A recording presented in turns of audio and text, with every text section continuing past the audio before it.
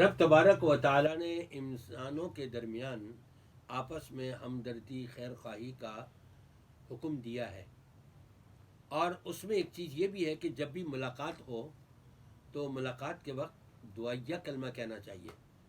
آنے والا بھی کہے اور سننے والا بھی اس کے جواب میں دعائیہ کلمہ کہے، چاہے گھر میں آ رہے ہوں، کسی کی دکان پر جا رہے ہوں یا راستے میں سے اس کے برابر سے گزر رہے ہوں اور کچھ بات کرنی ہے،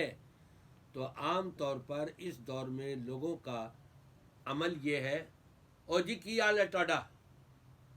آؤ جی بھائی جی، یہ مختلف چیزوں سے وہ اور جملوں سے نوازتے ہیں، جبکہ نبی کریم صلی اللہ علیہ وسلم نے پتہ ہے کیا تعلیم دی ہے؟ السلام قبل السؤال، سوال سے پہلے سلام کرنا ہے۔ ایک اور روایت میں ہے السلام قبل الکلام، بات کرنے سے پہلے سلام کرو، اور یہاں تک آپ نے حکم دیا فَمَن بَدَأَكُم بِالسُّؤَالِ قبل السلام فلا تجیبوہ، اگر کوئی آپ سے سوال کر رہا ہے اور ایک اور روایت کے مطابق بات کر رہا ہے سلام کرنے سے پہلے، تو نبی پاک صلی اللہ علیہ وسلم نے فرمایا جواب بھی مت دینا۔ میں الحمدللہ اس کو پر عمل کرتا ہوں۔ ایک ادارے کے بہت بڑے استاد تھے، اور اتفاق کی بات وہ میرے پاس آئے اور دروازے پر انہوں نے دستک دی، میں نے ان کو دیکھ لیا تھا آتے ہوئے، میں نے ان کی طرف منہ نہیں کیا،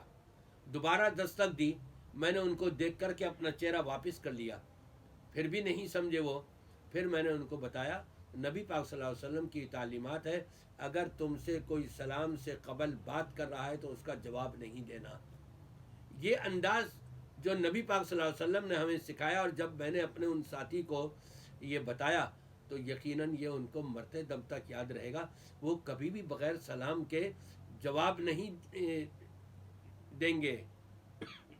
سلام کریں گے پہلے، پھر بات کریں گے، پھر کلام کریں گے۔ تو میں اپنے سامعین سے یہی کہوں گا، اگر آپ اللہ کی طرف سے سلامتیاں چاہتے ہیں،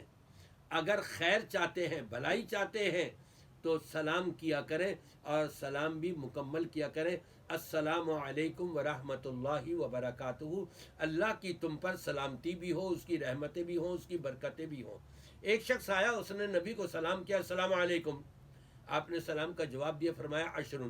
دوسرا آیا، کہنے لگا السلام علیکم ورحمۃ اللہ، آپ نے سلام کا جواب دیا، فرمایا عشرون۔ تیسرا شخص آیا، اس نے کہا السلام علیکم ورحمۃ اللہ وبرکاتہ،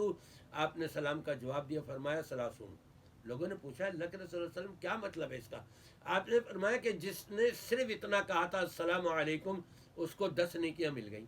اور جس نے السلام علیکم ورحمۃ اللہ کہا 20 نیکیاں مل گئیں، جس نے پورا سلام کیا السلام علیکم ورحمۃ اللہ وبرکاتہ، اس کو جو ہے 30 نیکیاں، بیٹھے بٹھائی نیکیاں مل رہی ہیں۔ بچوں کو بھی ہم یہ سکھایا کریں۔ میرے گھر کے اندر پوتے پوتیاں نواسے جو بھی آتے ہیں، دروازہ کھٹکھٹایا تو میں کہتا ہوں سلام کرو،